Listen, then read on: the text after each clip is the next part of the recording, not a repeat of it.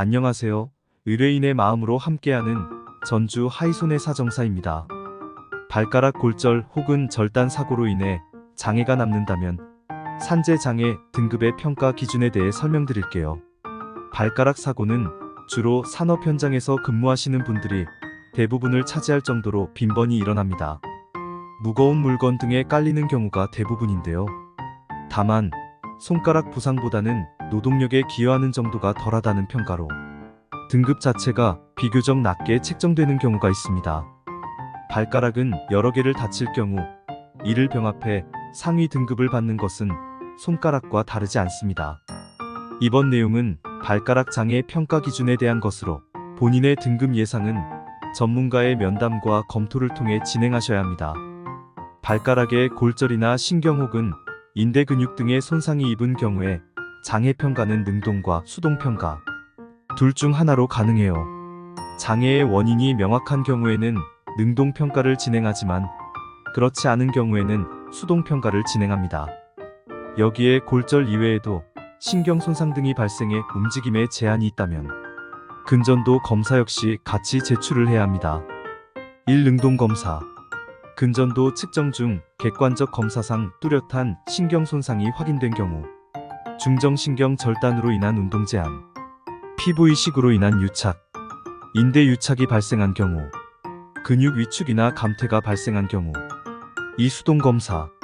신경 손상 소견이 없는 경우, 운동 제한의 원인이 없거나 완전 마비 상태가 아닌 경우, 골절 등이 없는 단순 신경 증상인 경우, 발가락 상해로 인해 승인된 병명의 요양기간이 종결되어야 후유장애 평가가 가능합니다. 여기서 포인트는 한시적 후유장애는 인정되지 않습니다. 반드시 영구장애를 기준으로 인정받아야 하는데 이 부분이 쉽지 않습니다. 대부분 주치의 선생님들은 영구적으로 장애가 남지 않는다 라고 생각하기 때문이죠. 장애 등급 평가 부위별 세부사항. 1. 결손장애. 5급 6호 두 발의 발가락을 모두 잃은 사람. 8급 10호 한쪽 발의 5개의 발가락을 모두 잃은 사람. 9급 12호 한쪽 발의 엄지발가락을 포함하여 2개 이상의 발가락을 잃은 사람. 10급 12호 한쪽 발의 엄지발가락 또는 그 외에 4개의 발가락을 잃은 사람. 12급 13호 한쪽 발의 둘째 발가락을 잃은 사람 또는 둘째 발가락을 포함하여 2개의 발가락을 잃은 사람. 또는 가운데 발가락 이하의 3개의 발가락을 잃은 사람. 13급 10호 한쪽 발의 가운데 발가락 이하의 1개 또는 2개의 발가락을 잃은 사람. 결손 장애의 경우 5급에서 14급까지로 나뉘어집니다. 발가락을 잃은 사람은 발가락 자체가 전체적으로 절단된 사람을 말합니다. 손가락은 절반만 절단되어도 인정되는 것과는 차이가 있습니다. 이 기능 장애. 7급 11호 두 발의 발가락을 모두 제대로 못 쓰게 된 사람.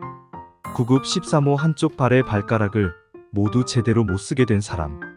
11급 10호 한쪽 발의 엄지발가락을 포함하여 2개 이상의 발가락을 제대로 못 쓰게 된 사람. 12급 14호 한쪽 발의 엄지발가락 또는 그 외에 4개의 발가락을 제대로 못 쓰게 된 사람. 13급 11호 한쪽 발의 둘째 발가락을 제대로 못 쓰게 된 사람. 또는 둘째 발가락을 포함하여 2개의 발가락을 제대로 못 쓰게 된 사람 또는 가운데 발가락 이하의 3개의 발가락을 제대로 못 쓰게 된 사람. 14급 9호 한쪽 발의 가운데 발가락 이하의 1개 또는 2개의 발가락을 제대로 못 쓰게 된 사람. 여기서 말하는 발가락을 제대로 못 쓰게 된 사람의 의미는 1. 엄지는 말절골길이 12 이상을, 그 밖은 제2족지관절 이상 잃은 사람. 2. 엄지 및 둘째에서는 중족지관절 또는 제1족지관절에 12 이상 제한된 사람. 3, 4, 5 족지에서는 고나절 모두가 완전 강직된 사람을 말하고 있습니다. 발가락 산재가 마무리되면 근제보험. 발가락 사고로 인해 산재에서 정한 장애 등급을 제대로 받으셔야 합니다. 하지만 여기서 끝이 아닙니다. 산재는 사회보장제도로 정해져 있는 보상만 제공합니다. 법적 배상을 해주는 것이 아니기에 근제보험도 함께 챙겨야 합니다. 재해가 발생된 과정에서 사업주의 안전관리 문제로 인해 다친 경우라면 사업주에게 이 책임을 물을 수 있습니다. 이러한 책임이 없다면 사업주들은 근로자들의 안전을 등한시하게 될 것이기 때문이죠. 이러한 책임으로 인해 사업주들은 산재에서 초과 발생되는 손해를 보상할 수 있도록 근로자재해 보험금제를 준비합니다. 그렇기에 산재 보상이 마무리되었다 하더라도 근제 처리를 반드시 염두에 두어야 합니다. 적절한 보상이 이뤄져서 더 이상은 괜찮으시다고요? 이는 본인께서 누릴 수 있는 권리를 포기하시는 것입니다. 근제 진행 과정에 대해 요약해드리자면 1. 근제 가입 여부 확인 및 접수 2. 산재 관련 자료 확보 및 제출 3. 제출된 자료를 통해 초과 손해액을 산정 4. 판례 및 과실을 검토 5. 담당자와 최종 손해액 산정 지금까지 발가락 골절로 인한 산재와 근제 부분에 대해 정말 최대한 간략하게 설명을 드렸습니다.